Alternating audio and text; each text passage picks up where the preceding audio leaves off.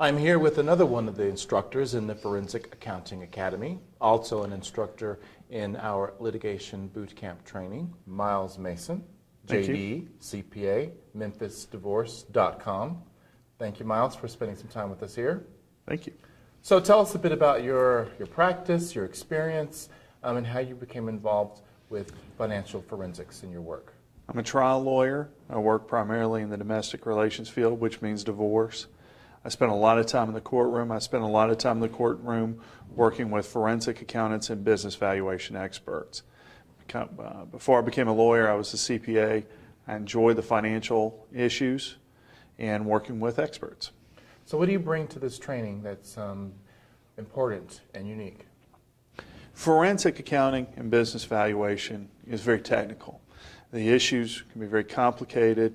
Learning that craft is a long process.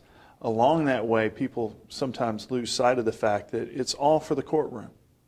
It's all for the courtroom. And so what I bring is the perspective from the trial lawyer. What is the trial lawyer thinking when reviewing a report, when taking a deposition, or preparing a direct or cross-examination?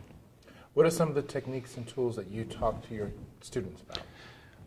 Being human, being authentic, being who they are, and taking themselves and believing that their skills as a CPA or what other forensic background that they have, believing in those skills and that they can do what they want to do in the legal system if they understand the parameters. So I'm bringing in and teaching rules of evidence, procedure, substantive law, ways to learn and add to their practices that they haven't thought about already that aren't that complicated.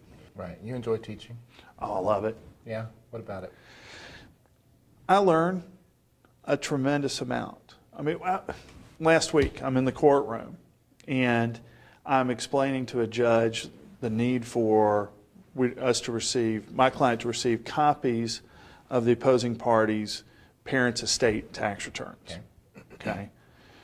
My judge has no background in anything financial. And I saw his eyes glaze over when we mentioned the phrase estate tax returns. Mm-hmm.